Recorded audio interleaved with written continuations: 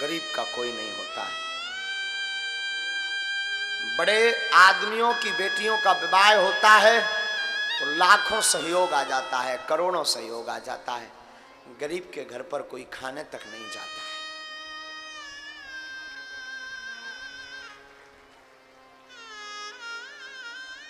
साधु जी,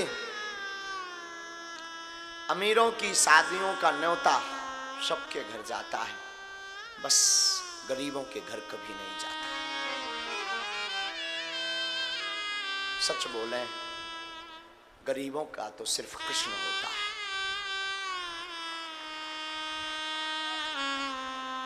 ना अपने साथ देते हैं, न परिवार साथ देता है, न मित्र साथ देते हैं। तुम किसी पद पर बैठ जाना, 50 रिश्तेदार खड़े हो जाएंगे, ये हमारे मामा के लड़का लग रहे हैं, ये हमारे ताऊ लग रहे हैं, ये हमारे बब्बा लगते हैं। नहीं भी है तब भी लगते हैं। और गरीबी में सगा रिश्तेदार भी मुंह मोड़ लेता कि ये हमारा कोई नहीं है।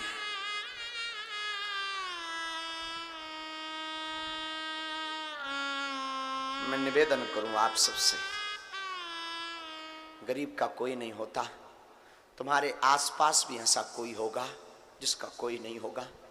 मेरी कथा सुनकर अगर जा रहे हो तो एक काम करना, आज से जिसका कोई ना होना उसके तुम बन जाना।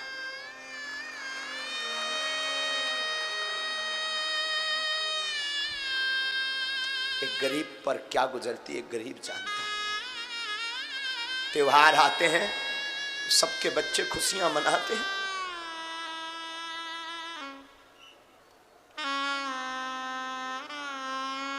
वो कैसे अपने बच्चों को संभालता।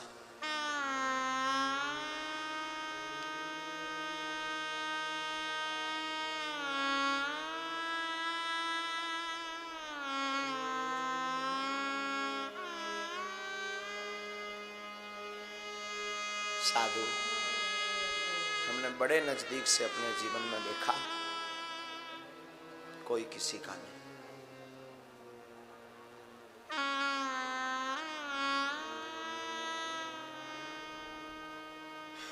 शिवा हनुमान जी के कोई किसी का नहीं होता है।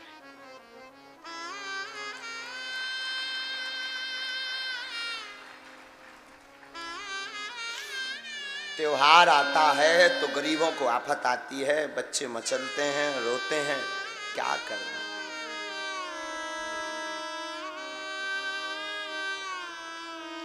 रिश्तेदार न्योता तक नहीं देते क्योंकि इसे कुछ दे नहीं पाना। लोग उधारी भी नहीं देते, उधारी भी उन्हीं को दी जाती जो अमीर होते हैं, क्योंकि इसे चुका नहीं पाना है।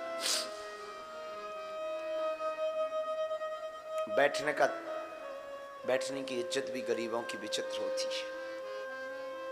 अमीर आ जाए तो उसे सिर पर बैठाया जाता, गरीब को दुत्कार दिया जाता है। और घर वाले बड़ा मजा मारते हैं गरीबी का। एक का घर टूटा हो तो घर वाले तो और आग लगाते हैं। क्या कहते,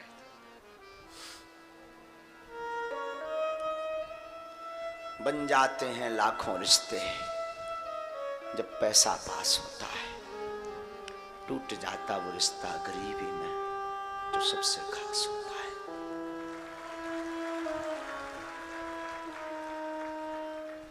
कभी कभी हम तो भगवान से कहते हैं, ईश्वर सबको सब कुछ बनाना, जैसे हमने भोगा वैसे किसी को गरीब मत बनाना।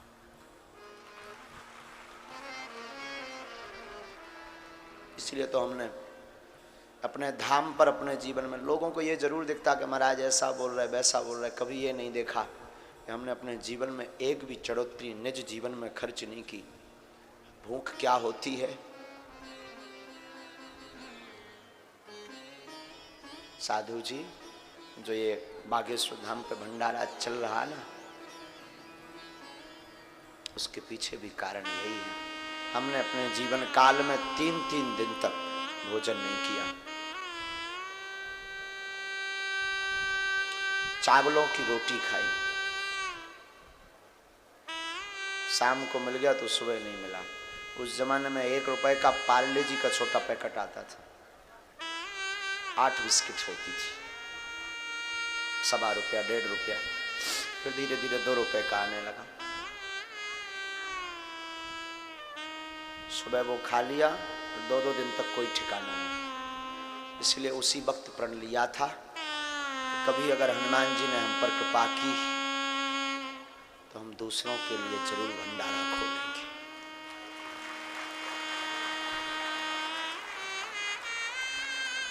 और आज हनुमान जी की ऐसी कृपा, रोज 2 से 4 हजार लोग प्रसाद बागेश्वर धाम पर पा रहे हैं।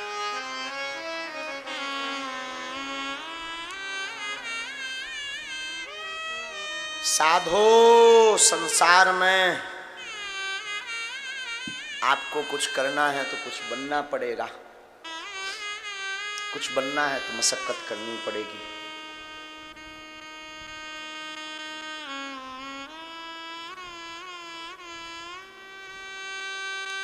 गरीबों की पढ़ाई भी बड़ी विचित्र होती है।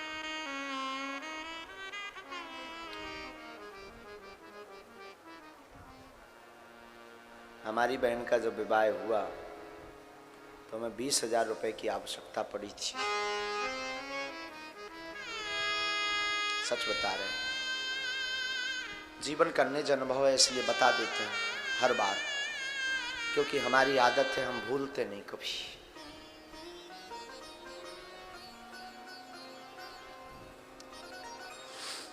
पंद्रह दिन घूमे थे, उधार नहीं मिले थे, क्योंकि हमें चुका नहीं पाना था, उनका ऐसा मानना था।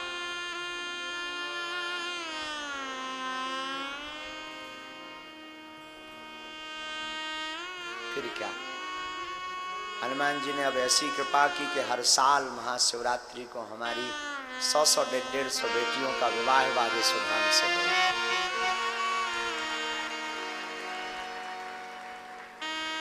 इसीलिए हम तुमसे कह रहे हैं कि तुम्हारे आसपास कोई हो तो तुम सहायता जरूर करना। कभी अगर उसका चंद्रमा चमकेगा ना, कभी उसका दिन बदलेगा ना, तो वो तुम्हें भी ऐसे हाथों में लेकर के घूमेगा।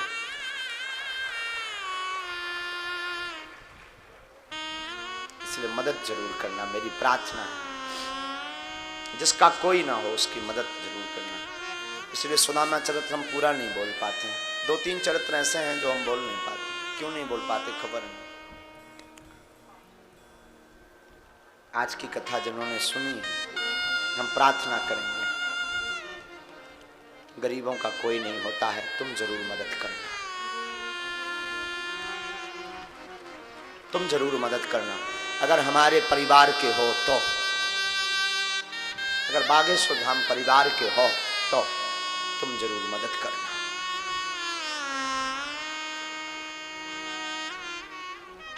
बहुत आवश्यक। कोई गरीब का बच्चा हो, पढ़ने में उसे दिक्कत हो, पढ़ाओ। कोई आपके परिवार में ऐसा बच्चा हो जिनके बच्चों को कपड़े ना हो, फटे पहनते हो,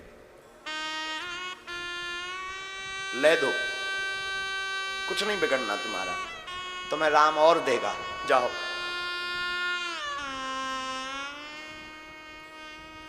कोई बहुत बीमार हो, कोई सहायता ना कर दो, थोड़ी सी मदद कर दो, समझ लेना शनिचर उतर गया।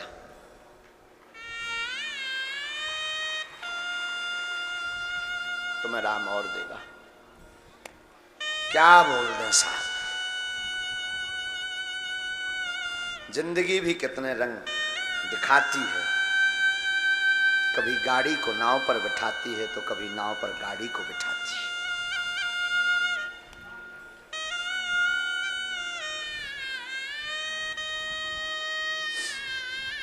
सुदामा के जीवन में भी ऐसा गुजरा। कोई साथी नहीं सुदामा का सिवा कृष्ण के।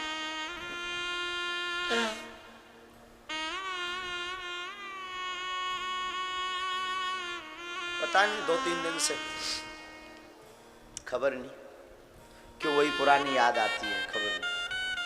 हम आज सुबह किसी को बोल भी रहे थे, बार बार हमें वो पुरानी याद आ रही है। कौन सी? वो फक्कड़पन वाली। आप सब अपने हो बोल देते हैं, हम हमेशा बोलते भी हैं कि कथा तो हम करते ही नहीं, वृथा वाले आदमी हैं। कथा का माध्यम हमारा करने का सिर्फ इतना ही है, कारण यही है कि तुम राम के हो जाओ। एक नया नया विवाह है, एक गरीब घराने की बेटी थी, दिखने में बड़ी सुंदर थी, तो अमीर घराने में उसका विवाह तय हो गया। विवाह हुआ, अमीर घराने में आई, अमीर घराने में आकर के वो बड़ी प्रसन्न, घर वालों ने बड़ा स्वागत किया, क्योंकि दिखने में बड़ी अच्छी, गुणवान थी, सुयोग्य थी, बड़ी सरल थी, बड़ी सहज थी, इसलिए लोगों ने, परिवार वालों ने, उस बच्चे ने, उसकी मां ने, सासू मां ने स्वीकार कर लिया। दीपावली आई, तो दीपावली के बाद एक नियम होता है मिठाई भेजने का। बहू के घर से ससुराल पक्ष में मिठाई के डिब्बा आते हैं, जो ससुराल में पूरे परिवार को बांटा जाता है। ये तो थे बड़ी गरीब घर से, इसने अपनी मां को फोन लगाया, मां जी दीपावली आ गई है, अब सासू मां पूछेगी मिठाई, तो क्या कुछ व्यवस्था बनी क्या? मां ने कहा, बिटिया तुझे तो पता है उधार उठाकर तेरे पिता ने शादी की है, अभी कर्जा ही 3.5 लाख चढ़ा है, अपने घर पर एक अन्न का दाना नहीं, बेटी फिर भी मैं कुछ व्यवस्था करके कुछ मिठाई भेजती हूं। शाम को मां ने दोबारा फोन लगाया, बिटिया 1000 रुपया की व्यवस्था हो गई है, मैं तेरे घर पर ना 5 किलो मिठाई भेजती। तो बेटी ने सोचा परिवार इतना बड़ा है, 5 किलो मिठाई अगर आएगी तो मेरी सासू मां ताना सुनाएगी, हंसी उड़ाएगी, देखो कितनी बड़ी ज्यादा मिठाई आ गई है, ना जाने क्या क्या कहेगी। तो उसने मां को फोन दोबारा लगा के कहा, मां एक काम करना, मत भेजना। क्यों? मां इतना बड़ा घर, इतने अमीर लोग, 5 किलो मिठाई आएगी तो ये हंसेंगे, ताना सुनाएंगे, और सासू मां ना जाने क्या क्या कहेगी, मुझे बहुत विचित्र लग रही है मेरी सासू मां, मत भेजना, मैं सब संभाल लूंगा, मैं कह दूंगी पिताजी बीमार हो गए। मां ने कहा, नहीं बेटी सगुन है, सगुन तो भेजना ही चाहिए ना, सगुन नहीं तो टूट जाएगा बेटा, नियम है। अब जो कहना होगा सो सुन लेना बेटा, सुन करके रहना चाहिए, तेरी मां भी तो है ना, वो तो सुन करके रहना। नहीं मां मैं नहीं, मैं बेइज्जती मत करवाना, मत भेजना। लेकिन मां ने 5 किलो मिठाई भेज दी। दूसरा दिन हुआ, सासू मां ने पूरे रिश्तेदारों को बुलाया, हमारे बहू के घर से मिठाई आई है, मिठाई आई है, आओ आओ, पड़ोसियों को बुलाया, परिवार को बुलाया, 100-150 लोगों को बुला दिया। अब तो बहू ऊपर बैठी बैठी माथा पटके के, हे भगवान मिठाई आई नहीं, आई भी होगी तो 5 किलो आई होगी। पहले के जमाने में नाई मिठाई लेकर के नाऊ आता था, 5 किलो आई होगी।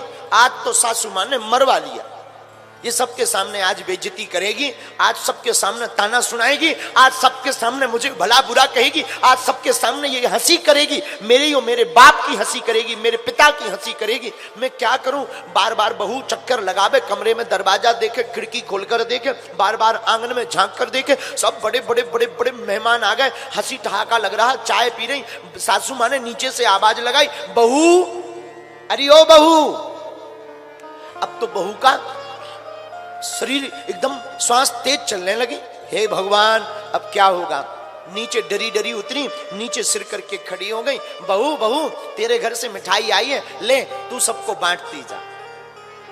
और सासू मां ने आवाज लगाई, लाओ मिठाई। क्या देखती है? बड़े बड़े डिब्बों में भर करके, थालियों में भर करके 150 डिब्बों में 150 किलो मिठाई आई है।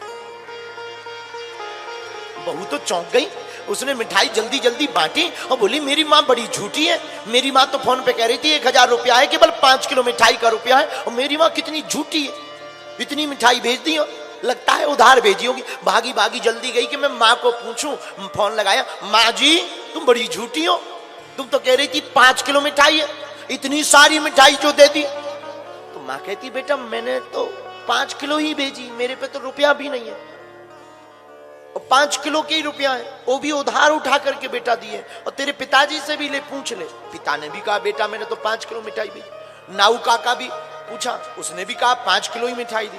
अब बहू चौंक गई कि ये मिठाई आई कहां से? घर से जब 5 किलो आई शाम हो गई, बहू ने सासू माँ को प्रणाम किया, माँ जी क्षमा करना, हमें हमारे घर से तो 5 किलो ही मिठाई आई थी, फिर इतनी मिठाई कहाँ से आई। तो बहू की बात सुनकर के सासू माँ ने हाथ पकड़ के ऊपर उठाया, बोले बिटिया तेरी एक वो माँ है, उसने 5 किलो दी, एक मैं भी तो तेरी माँ हूं, तेरी इस माँ ने 95 किलो अगर मिला दी तो इसमें बुराई क्या है बिटिया। भभकती हुई दोनों गले से लग गई। अब बताओ क्या इस घर में कभी लड़ाई होगी? बताओ क्या इस घर में कभी कलेश होगा? बताओ क्या इस घर में कभी महाभारत होगी? बोलो, क्या इस घर में कभी 2 चूल्हे जलेंगे? क्या बताओ इस घर में कभी द्वंद्व होगा? बताओ क्या इस घर में कभी संपत्ति के नाम पर कलेश होगा? कभी नहीं होगा। हमारी बहू चाहती है कि जो सासू माँ मिले वो माँ बनकर के रहे, पर खुद बेटी बनकर नहीं रहना चाहती। पर जो सासू माँ है वो चाहती जो बहू मिले वो बेटी जैसी होवे, पर खुद माँ बनकर के नहीं रहना चाहती। अगर ये दोनों सुधर जाए ना तो आज हर घर की महाभारत बंद हो जाए, आज हर घर का कलेश बंद हो जाए, आज हर घर के चूल्हे अलग अलग बंद हो जाए, आज से ही पूरा परिवार संयुक्त और पुराना परिवार बन जाए। इसलिए हमारी प्रार्थना है सागर के लोगों, इस कथा की रतिया की बिटिया की कथा को सुनकर के हम आपको कहना चाहते हैं, ध्यान देना। भगवान सब संबंध निभाते हैं, लेकिन तुम भी अपने परिवार को एक बनाए रखने के लिए आपस में बैर मत भरो, आपस में शाम के समय क्षमा मांग करके एक दूसरे को क्षमा करके परिवार में रहना सीख जाओ। अगर तुम क्षमा मांगने लगो, बहू अगर सासू माँ से माँ जी मुझे क्षमा करो, मुझसे भूल हो गई, दूसरे दिन जो भी होगा ना प्रातः काल नई सुबह होगी, नई ऊर्जा होगी। लेकिन यहाँ तो बड़ा उल्टा जमाना है, वो भी रसगुल्ला जैसा मुंह फुला, मैं बात ही नहीं करूंगी, मैं भी बात नहीं करूंगी। अरे इनकी तो छोड़ो, पति पत्नी में ही ऐसे मुंह फुलाए रहती, एक ही कमरे में रहती, एक साल बात नहीं होती। जैसे एक इंग्लैंड में रह रहा हो, दूसरा भारत में, इतनी दूरी, घर में भी इतनी दूरी।